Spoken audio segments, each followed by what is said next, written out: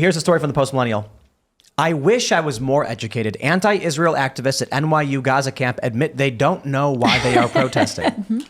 Okay, look, these are just two women. It's not indicative of the entire ideology of every single person there, but this is going massively viral. And let me play the... And what would you say is the main goal with tonight's protest? I think the goal is just showing our support for Palestine and demanding that NYU stops. I honestly don't know all of what NYU's doing. Is there something that NYU's doing? I really don't know. I'm pretty sure they're... Do you know what NYU's doing? About what? About Israel. Why are we protesting here? Palestine will be free! I wish I was more educated. I'm not either. I came from Columbia. I was there up at Columbia, and we came down. They said NYU students needed our support, so I came down. I heard there's lots of cops. Some people were saying it was getting dangerous. But does she know why Columbia's protesting? No, because they're not protesting anything. I know. It is the cause to latch onto, and bored college kids who are part of a cult come out and do this. That being said, there are legitimate criticisms of Israel that people have with how they've been handling the war, with whether they're going to go into Rafah or not. That I totally get. With the civilian deaths, I think the total deaths have been reported by numerous agencies. Now, I don't know if how legit these numbers are. 34,000. And they lump civilians and militants in together. So I think one estimate is around 23 or so thousand civilian deaths. There's a lot of things you can be upset about, and you're allowed to be. You're allowed to be mad at Hamas. You're allowed to be mad at Israel. Those are okay. And there are people there who are, but most of the people there, I would be willing to bet, have no idea what they are there for. But like, this reminds me of like, remember those Jimmy Kimmel Man on the Street? They would ask you something like, who's the vice president? But the people like that will never make fun of this because it's so polarizing. It's like, it will never be a thing where it should be kind of made fun of that if you go protest something that you don't even know about, that's ridiculous. You know what I'm saying? And there are, I watched this interview with a protester at Columbia, and she's like, we want the school to divest from Israel and anything they do that has to do with Israel. And there's a level where maybe they can't totally articulate, because the next thing she says is like, and then we want them to divest into something else, something better. And she can't really say what that is. Like, again, it's sort of this like, this thing about youth, like they want action, they want it now, but they're not really sure what the action is. In this case, it's causing a lot of chaos and destruction for people who don't have a clear set of demands. This is why, you asked earlier if there was like a cause I'd be willing to protest for. And, back in the day, it was war stuff. But any well-intentioned person who can pay attention to what's going on quickly realizes that is not the vehicle for getting change. And I'll give you a good example. One of my favorite stories and recurring circumstances from Occupy Wall Street. They liked to march around chanting anticapitalista, anti-capitalist. And they would go, anticapitalista. If you didn't know what they were saying, because it's not English, then what would you do? And I remember I was filming and there was some guy who was chanting, and he was going, abi, dabida stibadista. He had no idea what he was saying. And I immediately turned the camera and I was like, hey, what were you chanting? And he's like, I'm chanting with the group. And I was like, yeah, what did you say? And he goes, I just, I don't know. He's marching with the group, trying to sound out what they're saying with having no idea what it was. The dude did not know he was chanting a Marxist slogan. Because many of these people, you're on a march and you're told the purpose of it is the big banks got bailed out and they screwed over the working class. And these young people are like, wow, yeah, that's bad. Okay, now come chant Marxist slogans. But they don't tell you that. They just start chanting these things, get you to chant them. You have no idea what's going on.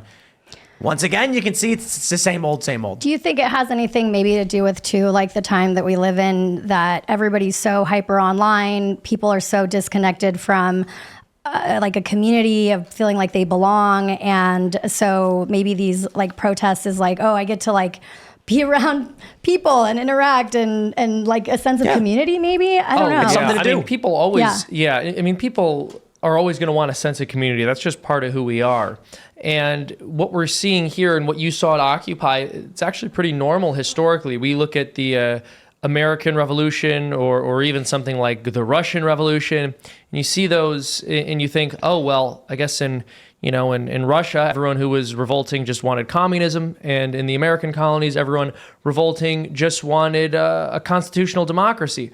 But that's not true. People in both circumstances were revolting because they weren't happy with present circumstances. It just happened that like certain factions are more organized and were able to use people's distaste with the current system for their own motivation, and for better or for worse, right? And there's a reason I use two different examples, and it's because sometimes it's really bad and sometimes it's really good. But the reality is, when a large group of people get together because they have a grievance, they almost never agree on a solution. And it tends to be a small, organized minority that proposes and implements a solution. Usually it's actually disastrous. But every once in a while in history, we have examples of the people who rise to the top actually having good ideas. So what do you guys think happens with these protests? Like, you mentioned, we talked about this earlier, Columbia's semester's about to end. Theoretically, student population is actually dispersed from the campuses. They won't have the same critical mass that they do right now. Like, does this movement just sort of last through the summer, or is it going to be the next couple of weeks really intense and then go away? Well, I think what did Columbia has given them an extended deadline saying that they're allowed to stay. Yeah, they were initially, they broke down part of the camp, and then they're sort of going back and forth negotiating. Yeah, saying they're not going to call National Guard and they're not going to call NYPD to clear the Gaza camp. And it's already been over a week. I mean, NYU basically built a border wall around one of the places that they had, that protesters had assembled. But again, like I said, these student populations are transient, typically. They're not on campus during the summer. Are they all students too, or is it just like anybody that wants to? It's a good question. Yeah, right? that is a really and if good they question, had a big actually. enough encampment, theoretically, more students could be like, yeah, my school's not doing anything. I'm out for the summer. I'm coming to your encampment over at UT Austin or whatever. There was an interview on Fox where they asked some guy about what he thought. He was a Columbia student. He's like, I don't know enough about any of it to have an opinion. I just think it's wrong that they're arresting protesters. And it's like, there's the virtue signal. Even the people there who are like, I don't know what's going on. No, this is the student body. If you speak out against them, you have shunned yourself at this whole university on TV. So you don't do that. You don't. That being said, I don't see Columbia deciding to eliminate their customer base. If they it's not so much like, with Occupy Wall Street or BLM, you have protesters in an area with an autonomous zone or something. They have to make a decision about whether or not they want the political backlash, whether or not it's going to escalate the protests, who knows. These are Columbia's paying customers. So what do? Do you kick them out and then lose paying customers? Interesting. What do you think about Bill Ackman and the stuff that he, I guess they were exposing certain students that were on a list or something, or that had put their names on a list. Do you guys know about that or no? Yeah, there was a letter that was signed a while ago. I think this was last year. Right after the attacks in October. Yeah, right. And it was a letter in support, effectively, or it was critical of Israel, and I don't remember the exact details, but I think it had support for Palestine conflated as support for Hamas. It may have overlapped. And then these billionaires basically said...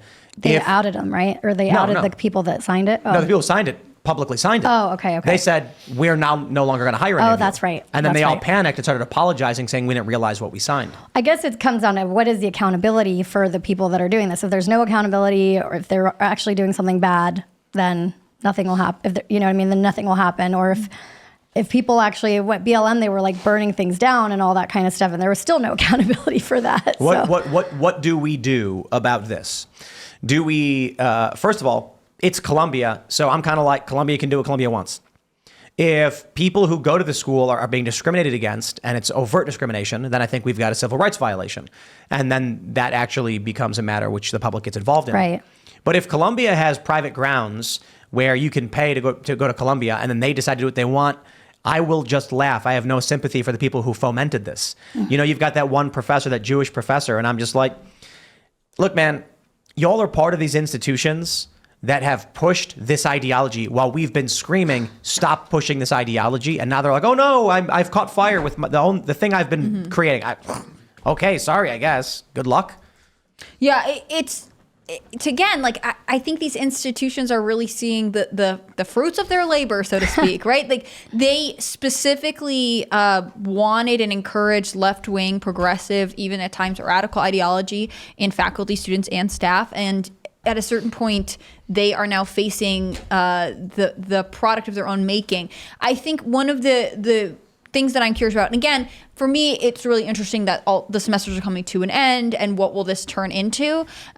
Because I think I wouldn't be surprised if the conversation behind closed doors among administrators is we just kind of have to wait this out until they move out for the summer. Yeah. Unless the administrators are like, it's really good this is happening. Let's not let anyone realize how much we hate Israel too. Right. I think there are professors that have come out in support of these protests. Like, it is internal chaos. And for me, because I think the university system is really off base of what traditional universities should be, it's sort of good to have them have to re-examine their priorities and their own standards for one another. I just don't know that this... I just don't know that people who have created and cultivated progressive academia have ever considered the fact that they would eat themselves one day. Thanks for watching this clip from the Timcast IRL podcast. Hang out with us live Monday through Friday at 8 p.m.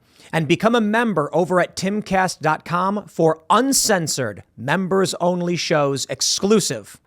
Thanks for hanging out, and we'll see you all next time.